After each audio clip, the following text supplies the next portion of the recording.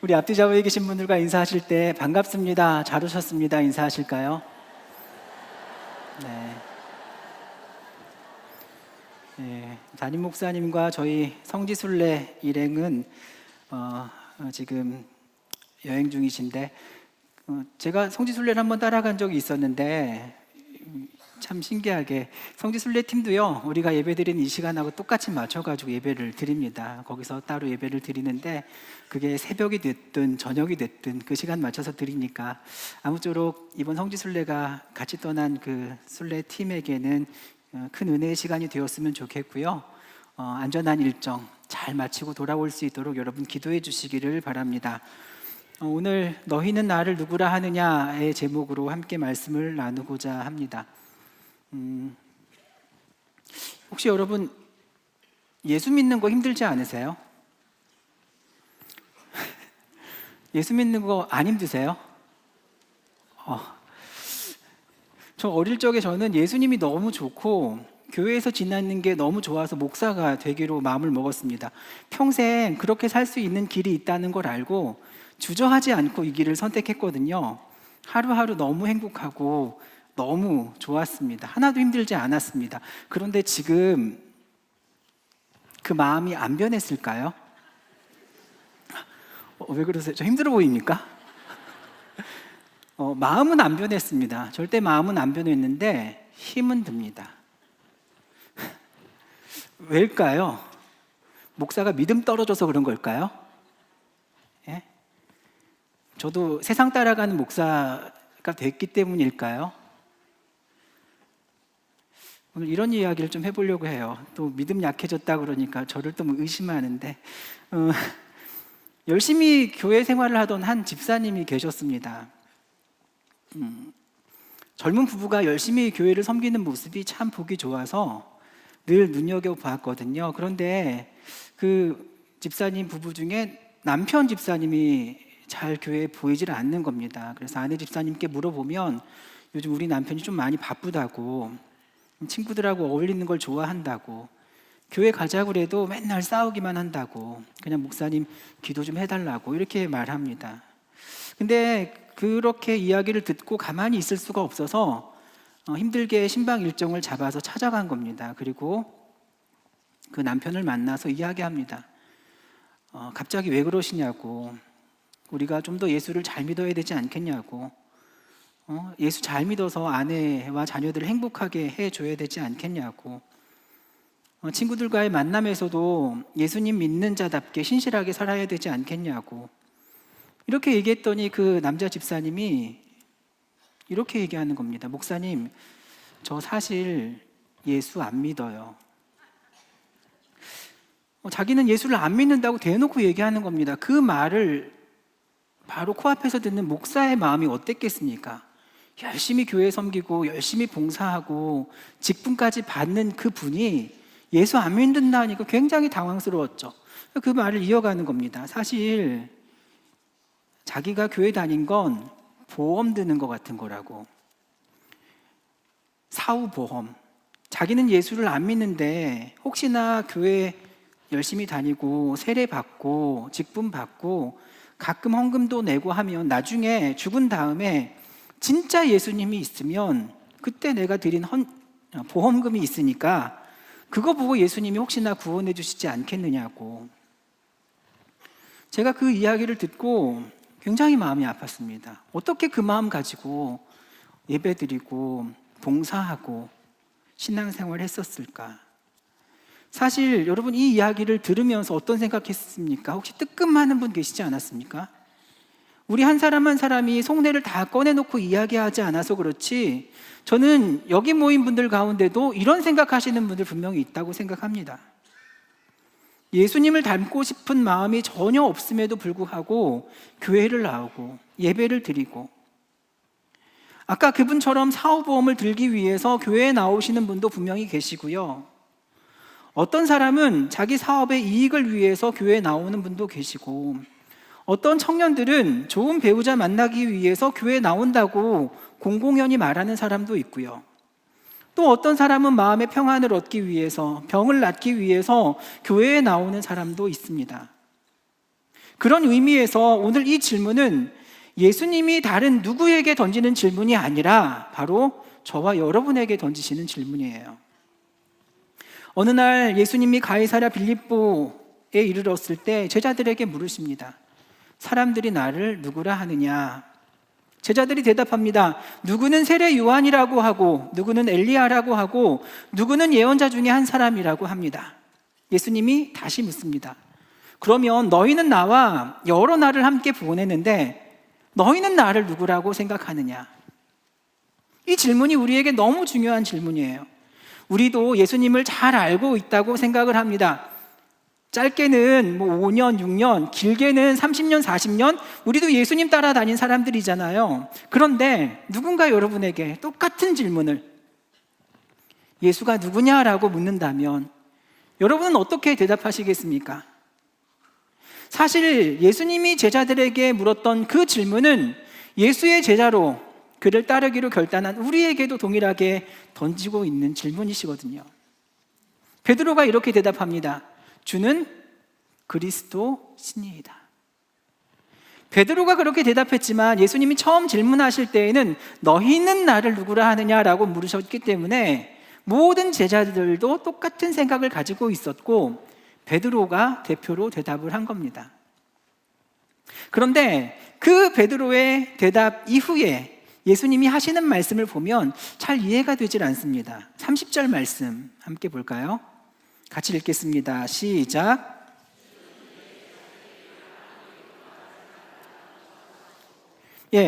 베드로가 주는 그리스도시라고 대답을 했는데 예수님이 뒤이어서 뭐라고 말씀하십니까? 자신이 그리스도의 인물 아무에게도 말하지 말라 이렇게 얘기하세요. 이 두 문장이 잘 이어지는 것 같으세요? 잘 이어지지 않죠? 사실 이 두 말씀이 잘 이어지지가 않는 이유는 29절의 베드로의 대답이 우리 성경에는 좀 잘못 해석되어 있기 때문입니다. 우리 성경에는 베드로가 뭐라고 대답했다고 말합니까? 주는 그리스도시요. 근데 헬라어 원어로 보면 이 부분이 쉬에이호 크리스토스라는 말이에요. 그러니까 당신은 그리스도이십니다. 주라는 말이 없어요. 그 대신 그리스도 앞에 호라고 하는 정관사가 붙어 있습니다. 이 정관사가 쓰였다는 게 참 중요한데 이 정관사는 말하는 사람이나 듣는 사람 누구나 알고 있는 그것을 지칭할 때 쓰는 말입니다. 그러니까 베드로가 어떤 의미로 말했는가 하면 주는 그리스도시오라는 그 말은 사실 주는 그 그리스도시오. 그러니까 베드로는 나도 알고 있고 당신도 알고 있고 여기에 있는 모든 제자들이 알고 있는 그 그리스도이십니다라는 겁니다. 뭘 알고 있습니까? 어떤 그리스도요? 구약의 이스라엘의 역사를 보면 이스라엘은 700년 이상 식민 지배를 받습니다. 주전 721년에 북이스라엘이 아수르에 의해서 멸망당하고요. 586년에 남유다가 바벨론에 의해서 멸망합니다. 그리고 539년에는 바사의 식민 지배를 받았고 331년에는 헬라의 지배를 받습니다. 그리고 63년부터는 로마의 지배를 받아요. 그러니까 아수르, 바벨론, 페르시아, 그리고 헬라, 로마의 지배를 700년 이상을 받는 겁니다. 지긋지긋하지 않겠습니까? 우리 일제시대 몇 년이라고 말합니까? 36년 이렇게 말합니다. 그런데 이스라엘에 대하면 될 것도 아니에요. 700년 동안 식민 지배를 받으니까 그들의 꿈에도 소원은 뭡니까? 독립, 해방 아니었겠습니까? 그러니까 그들은 메시아를 기다렸는데 어떤 메시아를 기다렸는가 하면 우리 민족에게 해방을 줄 수 있는 메시아를 기다렸던 겁니다. 강력한 힘을 가진 예전에 다윗과 같은 이 생각이 유대인들만 가지고 있던 생각이 아니라 예수님의 제자들도 똑같은 생각을 가지고 있는 겁니다. 마가복음 10장에 보면 예수님이 십자가를 지시기 위해 예루살렘에 입성하시죠. 그 예수님을 제자들이 뒤쫓아갑니다. 그러면서 그 모습을 보면 예수님을 제자들이 잘 따르는 것처럼 보여요. 근데 그들의 대화를 보면 우리가 알고 있는 그 제자들의 모습과 좀 다릅니다. 어떤 대화를 합니까? 우리 마가복음 10장 35절에서 37절을 함께 읽도록 하겠습니다. 시작. 세베대의 아들 야고보와 요한이 주께 나와 여짜오되 선생님이여 무엇이든지 우리가 구하는 바를 우리에게 하여 주시기를 원하옵나이다. 이르시되 너희에게 무엇을 하여 주기를 원하느냐? 여짜오되 주의 영광 중에서 우리 하나는 주의 우편에 하나는 좌편에 앉게 하여 주옵소서. 예수의 뒤를 따르던 제자들이 갖고 있던 생각입니다. 예수님이 예루살렘에 입성하시면 이스라엘이 독립하고 예수님이 천하를 호령하는 왕이 되실 텐데, 그렇게 되면 주변에 있는 나라들 메소포타미아, 애굽, 아람, 모압, 암몬, 두로, 시돈 혼자서 다 다스리실 수 없을 테니까 예수님 가장 가까이에 있는 누구요? 우리들을 그 자리에 앉혀달라고, 하나는 우편에 하나는 좌편에 될 수 있으면 좋은 자리에 앉혀달라 자리 청탁을 하고 있는 겁니다. 가만히 보면 제자들은 예수님을 신실하게 따르고 있는 모습처럼 보였지만 사실 그들은 예수를 따르는 목적이 있었던 거예요. 그 목적이 뭡니까? 예수를 따르면 권력과 부귀영화를 가질 수 있을 것이고 명예도 가질 수 있을 것이고 우리가 갖지 못했던 그 무엇인가를 예수를 통해서 얻을 수 있다라고 생각했기 때문에 그들이 예수를 따랐던 거예요. 그러니까 나중에 어떻게 됩니까?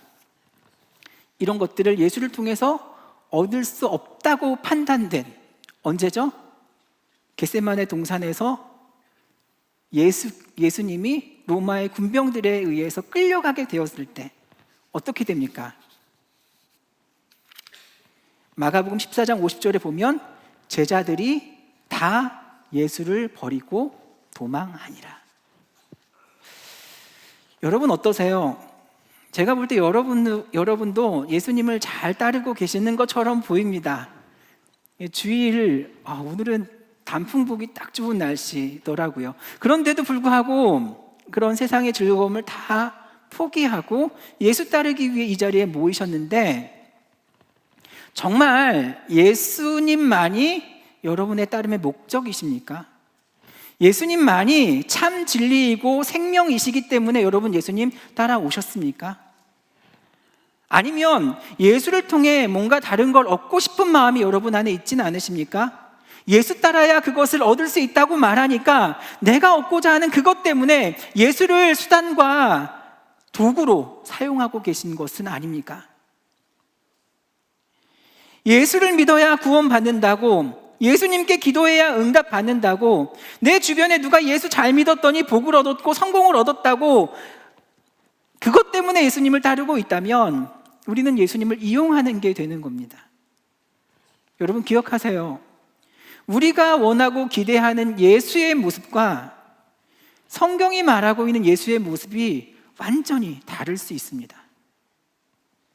예수님이 이걸 아셨던 거예요. 제자들이 아직 나에 대한 이해가 완전하지 못하구나. 그러니까 그 베드로의 대답을 들으시고 말씀하시는 겁니다. 이에 자기의 일을 아무에게도 말하지 말라. 경고하셨던 거예요. 왜요? 잘못된 예수의 상을 전하게 될까 봐. 그런데 여러분, 베드로의 고백이 완전히 잘못된 것은 아니죠. 완전히 틀린 건 아닙니다. 한 50점쯤 되는 겁니다. 예수는 그리스도가 맞습니다. 근데 그리스도가 어떤 의미입니까? 기름 부음 받은 자라는 의미잖아요. 히브리어로는 메시아입니다. 구약 시대에는 기름 부음을 누가 받습니까? 왕, 제사장, 예언자, 선지자. 그러니까 이들은 모두 하나님께서 이 땅 가운데 행하실 일을 대신해서 행하는 자입니다. 하나님의 지상 대리자입니다. 이 땅에 하나님의 뜻을 행하는 자, 하나님의 거룩한 통치가 이 땅 가운데 온전히 이루어지도록 헌신하는 자, 주님의 손과 발이 되는 자. 그런데 그들은 그리스도 메시아의 어떤 부분만 인정하고 있습니까? 강력한 신적 권위를 가진, 힘을 가진 왕으로만 이해하고 있는 겁니다. 그러니까 예수님이 이 땅에 오신 이유와 제자들이 기대했던 모습이 전혀 달랐던 거예요. 그러니까 어떤 일이 일어납니까? 예수님이 답답해 하시는 겁니다. 이걸 다시 설명하셔야 되는 거예요. 31절 말씀입니다. 같이 읽겠습니다. 시작. 인자가 많은 고난을 받고 장로들과 대제사장들과 서기관들에게 버림받아 죽임을 당하고 사흘 만에 살아나야 할 것을 비로소 그들에게 가르치시되. 뭐라고 말씀하십니까? 자신이 장로들과 대제사장과 서기관들에게 버림받아 죽임을 당하게 될 것이다. 하나님께서 그의 백성을 찾아오셨는데 그의 백성이 하나님을 하나님으로 인정하지 않는 겁니다. 참 이상하죠? 여러분, 당시 이스라엘 공동체 안에 하나님을 사랑하는 사람들을 딱 뽑는다 하면 제일 먼저 손에 꼽히는 사람들이 누구였을까요? 장로들, 대제사장들, 서기관들 아니었겠습니까?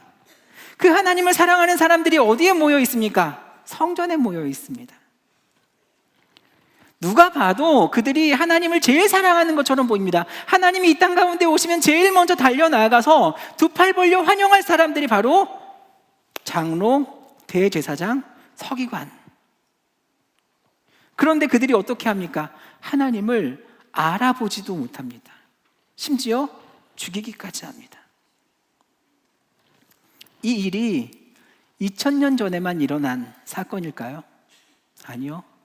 오늘도 여전히 반복되고 있는 사건입니다. 오늘날 입만 열면 하나님을 제일 사랑하는 것처럼 보이는 사람들이 있습니다. 그런데 그 사람들 가운데 예수님이 찾아오신다면 과연 그들이 예수님을 알아볼 수 있을까요? 하나님을 가장 사랑할 것 같았던 그들이 하나님을 핍박하고 죽였답니다. 교회에 다닌 지 오래된 사람, 직분을 가지고 있는 사람, 3대째 예수를 믿는 사람, 우리 할아버지도 목사고 아버지도 목사고 나도 목사고 장로라고 선교회 회장이라고 입만 열었다 하면 하나님의 영광을 위해서 살아간다고 했던 그들, 입만 열었다 하면 하나님께만 충성하고 하나님의 말씀에만 순종하며 살아가겠다고 고백했던 그들이 실상은 하나님을 이용했을 뿐이지 하나님 앞에 자기의 존재를 꺾어내지는 않는 겁니다. 왜요?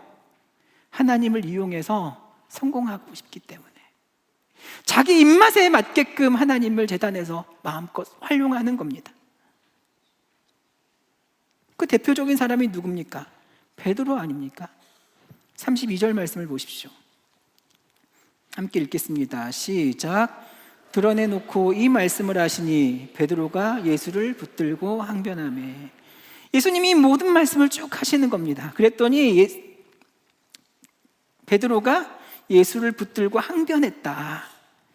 항변했다, 뭐 따졌다 이건데 사실은 이 항변했다는 말이 번역이 조금 약합니다. 원래 이게 원어로 에피티마오라는 말인데 강하게 꾸짖고 나무라다라는 뜻이에요. 이 말을 성경 어디에 쓰고 있는가 하면 복음서에 예수님이 귀신을 꾸짖으실 때 썼던 말이 에피티마오예요. 풍랑을 잔잔케 하실 때 썼던 말. 그러니까 지금 베드로는요 엄청 화가 나 있는 겁니다. 한번 상상해 보십시오. 베드로가 지금 자기의 모든 소망을 다 예수께 걸고 예수님을 따라왔는데 예수님이 뭐라고 말씀하시는 거예요? 내가 예루살렘에 들어가게 되면 장로들과 제사장들과 서기관들에게 버림을 받고 죽임을 당하게 될 거야 하니까 모든 기대와 소망이 다 물거품이 된 겁니다. 그러니까 여러분, 이 베드로의 심정이 이해가 되세요? 잘 이해 안 되세요? 저는요 만약에 베드로의 입장이었으면 이거 사기당했다는 느낌이 들 것 같아요. 그러면 애초에 처음 예수님 만났을 때 예수님이 자 나와 함께 하나님 나라 운동할 사람, 나의 제자가 될 사람, 내가 이 공생애를 시작하게 되면 처음에는 사람들이 구름대처럼 몰려올 거야. 아마 그들 가운데는 나를 왕으로 세우려는 사람도 있을 거야. 하지만 나는 왕이 될 생각은 전혀 없어. 예루살렘에 들어가게 될 것이고 십자가를 지게 될 것이고 죽임을 당하게 될 거야. 이 얘기했으면 예수님 따랐겠어요? 근데 그렇게 하지 않았잖아요. 그냥 제자들이 고기 잡고 있는 갈릴리 바다에 어느 날 뚝 찾아오셔서 저기다 금을 던지라고 얘기해서 그냥 그 말 따랐더니 고기가 엄청나게 잡히고 놀라운 기적을 보이고 나를 따르라고 하니까 그 말의 권위에 그 카리스마가 보통이었겠어요? 그리고 예수님을 따라다니니까 예수님이 엄청난 기적을 일으키시고 죽인 자도 살리시고 병자를 일으키시고, 그러니까 자연스럽게 이 마음속에 흑심이 생긴 거예요. 아, 저분이 정말 우리들이 그토록 기다렸던 메시아가 맞구나. 그런데 갑자기 예수님이 뭐라고 말해요? 나 죽게 될 거야. 제자들이 얼마나 황당했겠습니까? 예수님은 사실 한 번도 그렇게 말씀하지 않으셨대요. 그런데 그냥 자기 멋대로 생각한 거잖아요. 자기의 욕심을 예수님께 투사하고 상상하고, 그리고 예수님께서 자신의 운명에 대해서 다 드러내놓고 말씀하시니까 화를 내는 겁니다. 신경질을 내는 거예요. 예수님이 그 말을 다 들으시고 뭐라고 말씀하십니까? 33절 함께 읽겠습니다. 시작. 내가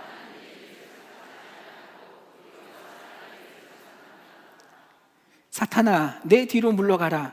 내가 하나님의 일을 생각하지 아니하고 도리어 사람의 일을 생각하는도다. 여기 보니까 하나님의 일이 있고 사람의 일이 있어요. 사람의 일이 뭐예요? 자기 뜻과 욕망이에요. 이것이 하나님의 뜻보다 우선시되고 있기 때문에 하나님이 베드로를 향해서 사탄아 물러가라 꾸짖으시는 겁니다. 이렇게 예수를 이용하는 신앙을 사도 바울은 고린도전서 3장 1절에서 2절에 이렇게 말하고 있어요. 함께 읽겠습니다. 시작.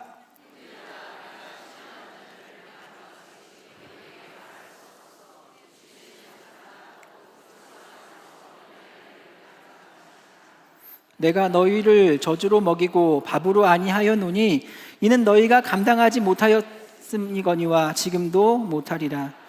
신령한 것을 알지 못하는 육신에 속한 자, 어린 아이들과 같이 대한다. 어린아이 단계의 신앙이 있다는 거예요. 이게 뭐예요? 앞에 말했던 사람의 일, 그렇죠? 사실 내가 너희에게 밥을 먹이고 싶은데 너희들은 밥을 소화시킬 능력이 없으니까 젖을 먹인다는 겁니다. 여러분, 분명히 신앙에도 어린아이 신앙이 있고 그리고 어른 신앙이 있습니다. 어린아이의 특징이 뭡니까? 스스로의 힘으로 아무것도 할 수 없는 겁니다. 그러니까 뭐가 필요하면 그들은 어떻게 반응합니까? 울잖아요. 그냥 우는 겁니다. 여러분, 어린 아기들이 여러분 순수합니까? 착합니까? 아니, 뭐라고 얘기해야 되지? 되게 이기적이죠. 우리 애만 이기적입니까? 얼마 전에 이 목사님 네 분과 함께 이렇게 신방을 가게 됐는데, 한 차를 타고 가는데 이 목사님들이 이렇게 넷이 모이면 어떤 이야기 주로 하는지 아십니까? 네. 우리 목사님들 참 순수해서 가정 얘기 많이 하고요. 그때는 우리가 육아 얘기를 좀 했습니다. 육아 얘기를 하면서 쭉 가는데 그 차에 공교롭게 이제 막 사모님이 임신해서 출산을 기다리고 있는 목사님, 그리고 이제 아이를 낳아서 이제 갓 돌쯤 되는 목사님, 그리고 아이를 둘 갖고 계신 목사님, 그리고 셋 있는 목사가 같이 차를 타고 갔습니다. 근데 이 아이를 하나 둔 목사님이 이제 출산을 앞둔 목사님께 그런 얘기하는 거예요. 아이고, 애가 뱃속에 있을 때가 편하지 나오면 힘들다고 뭐 이렇게 얘기하는 겁니다. 그리고 이제 둘 있는 목사님이 그 얘기 듣고 하나 있을 때도 좋지 둘만 돼도 정신없다고. 셋 있는 목사는 뭐 하고 있었겠습니까? 말할 가치도 없는 겁니다. 가만히 듣고 있다가 그래, 금방 지나간다 이렇게 얘기하는 거예요. 애들은 원래 이기적인 거라고. 여러분, 제가 저희 첫 아이를 낳을 때 가장 간절히 기도했던 기도의 제목이 뭐냐 하면, 지금은 말도 안 되는 기도라고 스스로도 알고 있습니다. 여러분 웃지 마세요. 어떤 기도했냐면, 우리 애가 좀 말귀를 잘 알아듣는 애가 태어났으면 좋겠다. 그러니까 좀 이렇게 말귀를 잘 알아듣는 착한 애가 태어나기를 기도했습니다. 그거 기대했어요. 그런데 그 아이가 딱 태어났는데 세상 깜짝 놀랐습니다. 기저귀가 쉬를 내서 기저귀가 축축해졌잖아요. 한밤중에 깨어났는데 그 아이가 엄마를 바라보면서, 엄마가 나를 키운다고 너무 힘들게 자고 있는 모습을 보면서 안타까운 마음을 갖는 거예요. 그래서 그래, 내가 지금 기저귀가 많이 축축하고 힘들지만 그래도 엄마가 나를 위해서 애쓴다고 저렇게 힘들어 잠들어 계시는데 어떻게 깨울 수가 있겠어? 이건 인간의 도리가 아니지. 불편하지만 조금만 더 참아보자. 그리고 너무 배가 고픈데, 기다리다가 새벽 3시간에 너무 배가 고픈데, 아직은 엄마가 일어나서 아침을 줄 때가 아니지. 내가 3시간만 더 기다렸다가 그때 엄마를 깨워보자. 저는 이런 애가 나올 거라고 생각했어요. 근데 여러분, 이런 아이 주변에 본 적 있습니까? 이런 애는 없는 거죠. 우리 애만 이상한 거 아니죠? 맞아요. 애들은 그런 거예요. 자기만 생각할 줄 알아요. 엄마한테 내가 원하는 것만, 필요로 하는 것만 얻기 위해서 막 우는 겁니다. 근데 여러분 어때요? 그 울음소리 들으면 짜증 납니까? 조금은 나죠. 그죠? 조금은 나는데 완전 짜증 나진 않죠. 이해는 됩니다. 그렇죠? 애는 원래 그런 존재니까. 내 도움이 필요한 존재니까. 그래서 아이가 필요하다고 도와달라고 재촉하면서 울면 우리는 그 아이를 도와줍니다. 우리 신앙에도 똑같이 아이 단계가 있어요. 그런데 참 신기한 건 많은 사람들은 이 어린아이 단계의 신앙을 좋은 신앙이라고 착각을 해요. 왜냐하면 겉으로 볼 때 되게 뜨겁거든요. 필요할 때마다 울부짖거든요. 그러니까 겉에서 볼 때 뜨거워 보이고 신앙이 좋은 것처럼 보이는 거예요. 어린아이의 신앙이 우리를 그렇게 속여요. 그런데 문제는 어린아이의 신앙은 하나님과의 관계 속에서 하나님이 나에게 순종을 기대하면서 주시는 말씀에는 별로 관심이 없는 거예요. 그냥 내가 원하는 것, 그것이 채워지는 것에만 관심이 있을 뿐이에요. 그래서 뜨거워지는 거예요. 사랑하는 여러분, 우리 신앙에도 철이 들어야 합니다. 자녀들이 철이 없을 때에는 부모를 조르고 원하는 것을 얻어내려고 애쓰지만, 여러분, 철든다는 게 뭐예요? 나이가 들어감에 따라서 부모의 뜻이, 부모의 마음이 무엇인지 헤아리는 거, 그게 철드는 거 아니에요? 신앙도 마찬가지죠. 우리가 신앙의 어린 단계에 있을 때에는 나는 하나님께 늘 요청하고 하나님은 나에게 채워주시는 분이에요. 나에게 하나님이 뭐라고 말씀하시는지는 별로 관심이 없어요. 그런데 신앙이 성장하게 되면 하나님이 나를 위해 존재하는 것이 아니라 내가 하나님을 위해 존재하는 것임을 깨닫게 되는 겁니다. 하나님이 원하시는 바가 무엇인지, 내가 하나님의 백성답게 살아가는 삶이 무엇인지 그 마음을 헤아리고 그 뜻에 순종하면서 살아가는 단계가 신앙의 어른 단계예요. 그런데 여러분, 마가복음 8장의 말씀을 보십시오. 제자들은요, 하나님의 일에는 전혀 관심이 없습니다. 자기의 뜻과 자기의 욕망에만 관심이 있을 뿐이에요. 예수님이 이 이야기를 다 들으시고 마음이 너무 아픈 겁니다. 너무 안타까운 겁니다. 그래서 아니다, 얘들아, 너희들 그렇게 살아서는 안 된다. 너희들 이렇게 살아야 해 라고 말씀하시는 게 바로 34절의 말씀이에요. 같이 한번 읽어볼까요? 시작.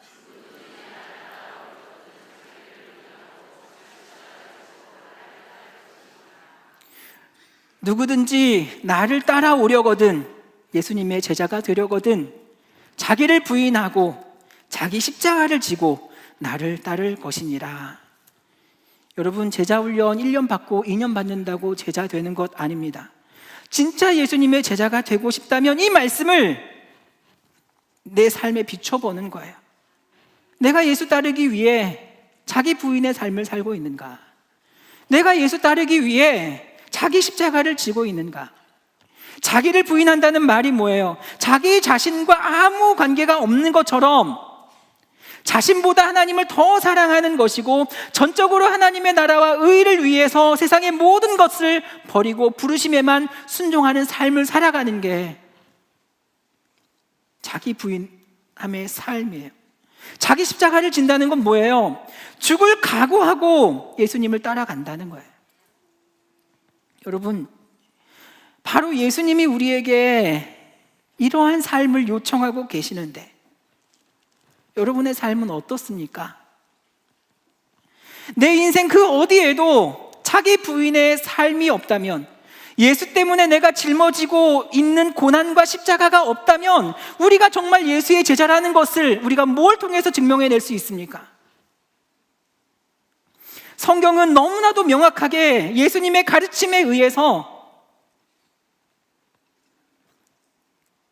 제자가 어떤 사람인가를 분명하게 말하고 있는데, 너무 안타까운 것이 오늘날 교회 안에서 자기를 부인하고 자기 십자가를 지고 예수님을 따르라 이 말을 하면 되게 부담스러워합니다.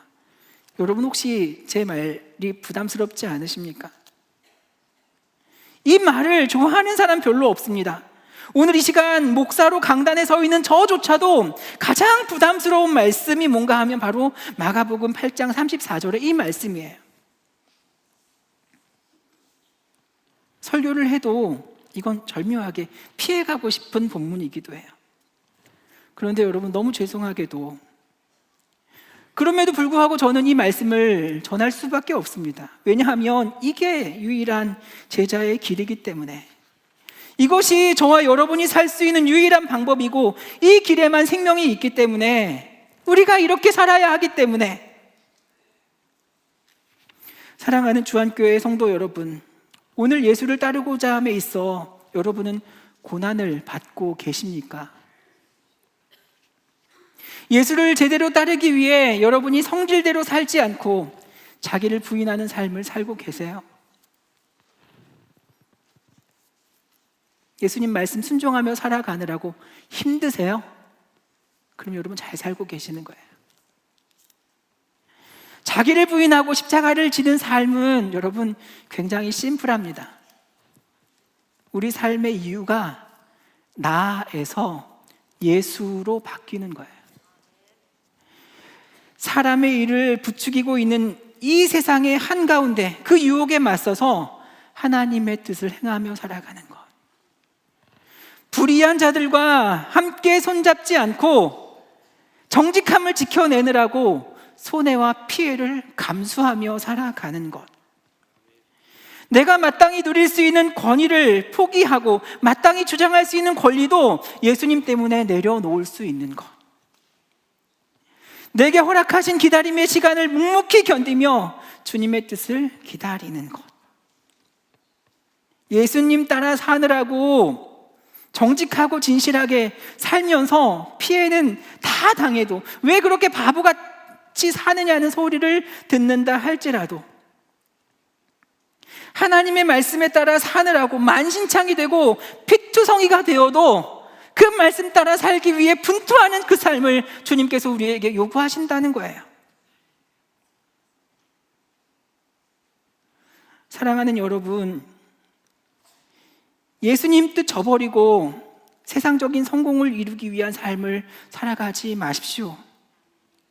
예수님 뜻에 순종함으로 세상적인 실패를 경험해도 기꺼이 그 길을 여러분 걸어가십시오. 예수님의 방법으로 여러분의 삶을 통해서 세상을 설득해 내십시오.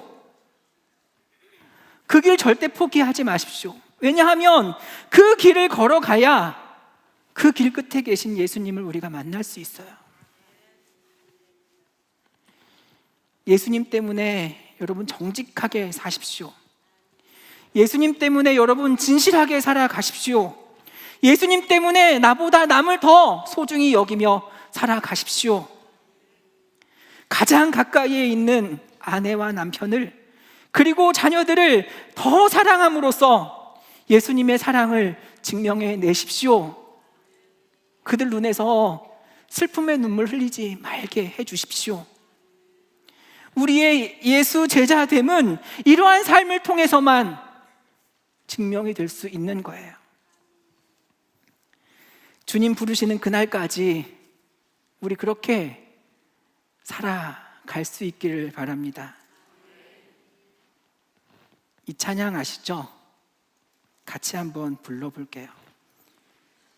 주님 다시 오실 때까지 나는 이 길을 가리라. 좁은 문, 좁은 길, 나의 십자가 지고 나의 가는 이 길 끝에서 나는 주님을 보리라. 영광의 내 주님 나를 맞아주. 사랑하는 여러분, 예수 제대로 믿는 건 결코 쉬운 일이 아닙니다. 너무너무 힘든 일입니다. 우리가 눈물 뿌리며 걸어가야 할 길이고, 때로는 무릎이 깨져서 피가 나도 멈출 수 없는 걸음을 걸어가야 할 때가 분명히 있습니다. 하지만 우리가 그 길을 포기하지 말아야 하는 그 이유는 그 길 끝에 주님이 계시기 때문이고, 우리가 신앙생활을 하는 이유, 그리고 우리가 예수를 믿어야 하는 그 이유가 바로 그 주님 품에 안기는 것이기 때문에 그렇습니다. 사랑하는 주안교회 성도 여러분, 우리 끝까지 이 길 포기하지 말고 함께 걸어갑시다. 그 길 끝에 계신 예수님 품에 모두 안기는 우리 주 안의 모든 성도님들이 되시기를 주님의 이름으로 간절히 축원합니다. 기도하겠습니다. 주님 가르쳐 주신 그 말씀대로 우리 예수님 따르기를 소원합니다. 자기를 부인하고 자기 십자가를 지고 세상의 방법이 아닌 주님의 방법으로 세상을 설득해내는 우리 주안교회 성도 한 사람 한 사람 되게 하여 주옵소서. 예수님 우리를 부르시는 그날까지 끝까지 이 길 포기하지 않고 우리 걸어가게 하시고, 주님의 품에 안기는 그 순간까지 온전한 믿음을 고백하며 살아가는 우리 성도들이 되어지기를 소원하오니 주님 우리에게 힘 주시고 능력 더하여 주시옵소서. 예수님의 이름으로 기도합니다. 아멘.